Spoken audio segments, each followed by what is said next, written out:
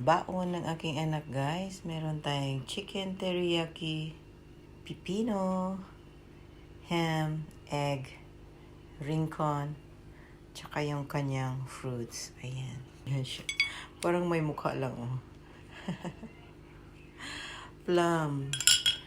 Para hindi madaling masira yung ating pagkain, yung baon, no? Ayan. Teriyaki chicken for today mga lods. Ayan na po. Nakahanda na po ba kayo na inyong pagkain? Good morning! Hello mga lodi! Ayan, start na naman po tayo sa paggawa ng obento or baon. Tara at i-arrange natin yan. Tara at maglagay natin yung ulam sa taas.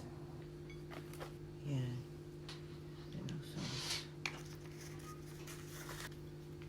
Ayan ang egg, ham. Lagay na natin yung fruits. Orange. So, this is it, mga lodi. Yan, lagay tayo niya. Yan na yung kanyang baon, guys. Teriyaki chicken for today, mga lods.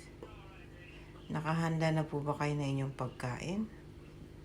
So, ayan. Maraming salamat sa panonood. I hope you like it. Sana'y nagustuhan niyo ang ating video.